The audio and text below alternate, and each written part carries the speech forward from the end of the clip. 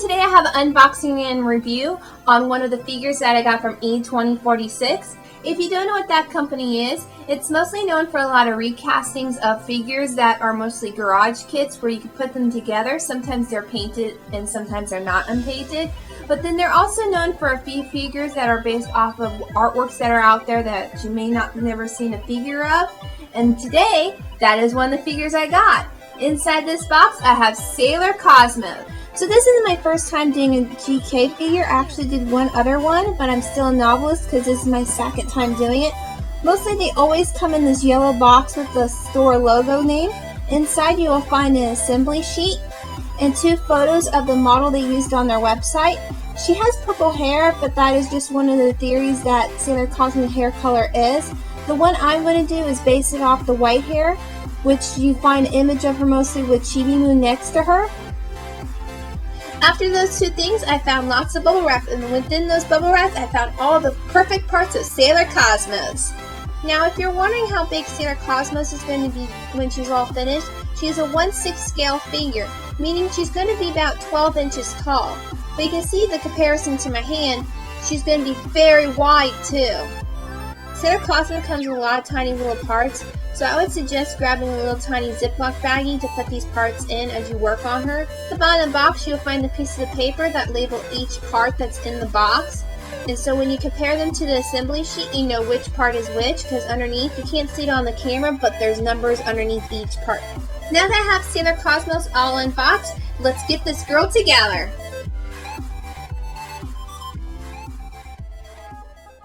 The first thing you need to do with any GK figure is first make sure there is no cracks, broken pieces, or anything that is missing from your box before starting your project. That way, if there is something wrong, contact the company right away. All the parts are fine, but there was some work I had to do with Sailor Cosmo. There was a lot of tabs on her parts, so I had to use pliers to pop those pieces off and use my Dremel to sand it down so they were nice and smooth. If you do get little huge pieces of tabs, I was just putting them into another little baggie. That way you can use those as testing pieces later when you're painting your figure or trying out something. Now, Sailor Cosmo is made out of resin, and because resin can be very toxic to the body, before you start drilling, I would suggest putting on a face mask and some goggles on so you don't get any dust in your eyes or any in your mouth. Better be safe than sorry.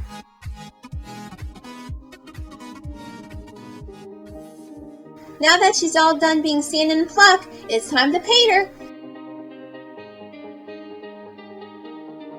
If you're ever curious on what materials I used in this video, I'll leave a link to it in the description down below.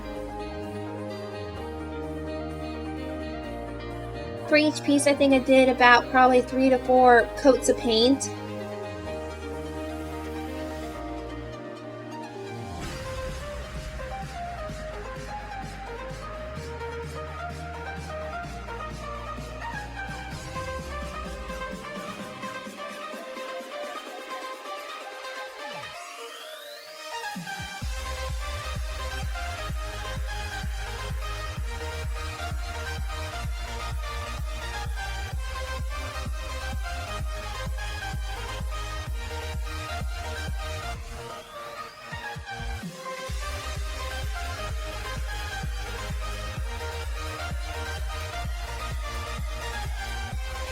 Just a warning, if you do want to do the all-white pure Sailor Cosmos, you may want to do her in different types of tones of white, because you don't want her to look flat and you want her to pop out.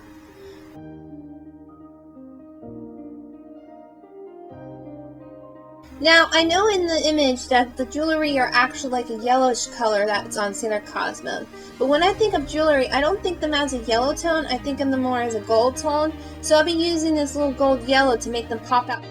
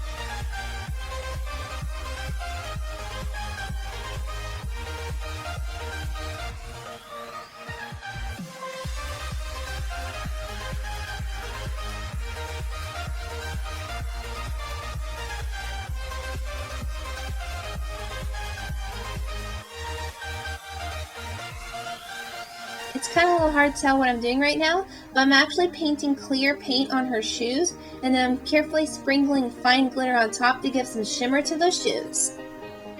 And I'm actually doing the same I did with the shoes here with the little center ball in her staff. Clear paint on it, and then I'm going to sprinkle with glitter so it gives a nice shimmer.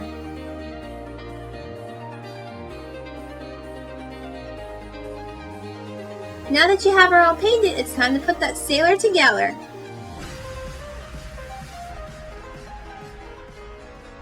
What I'm using to put her together is a super glue that is plastic safe.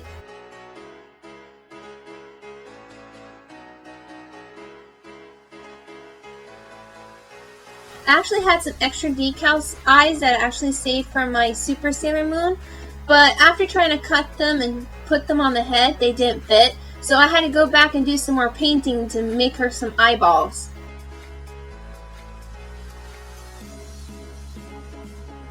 Now I didn't notice this when I was doing the sanding part, but there's not much of a little hole for me to put her staff piece in, so I had to use a carving piece on my Dremel to actually carve a hole deeper in so I can put the staff in. And then I also found the same issue going in one of the holes of where her shoulder was, where the feather should go in, that there was no room to put the piece in, so I had to also carve a hole in there a little bigger so I could put the part in. After I assembled all of her staff, I didn't care for that very off-white part of her staff, so again I went off the picture and decided to paint it gold. That's what I love about GK figures, is that hey, you can paint them whatever color you want. If you want to, you could have painted Cosmo in black and made her dark Sailor Cosmos. So it's up to you. GK figures actually don't have to be the way they look. They can be any way your imagination wants. You can make a whole new Senshi if you want. Now, if you're wondering why you see the cape that is all painted white and haven't seen it for a long time since the beginning of the video, that's because I actually had it outside drying after I spray painted with acrylic paint. That way I didn't have to smell up the house and I didn't feel like taking the camera out there.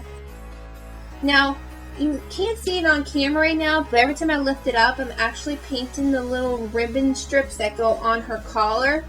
And I really need to hold it close to me because it's hard to see the detail on this figure.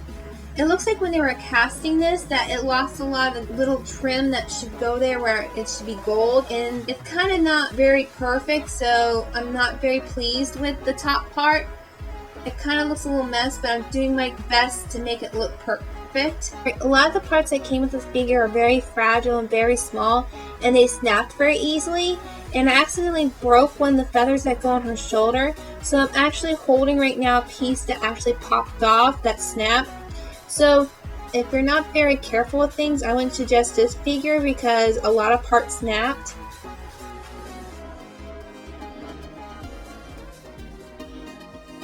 After all this, I'm pretty happy to have finally a Sailor Cosmos to add to my Sailor Moon collection, but the only downside is the so-called base they put in the box for her to go on doesn't really support her. If you have her cape on, she kind of topples over. You may want to prop things underneath her cape to keep her up or get a different base. You probably can get off their website. Another thing I'm unhappy about is the ribbons around her collar. They didn't get casted correctly. You barely can see the details, so it's kind of hard to follow the line of where to paint. The final thing is, a lot of the pieces are tiny and fragile. You can see the little snap I did right here by accident. You can see the line. Yeah, that's probably broken off many times. Again, I'm still a novelist and learning, so if you have any suggestions for me to do, let me know in the comments.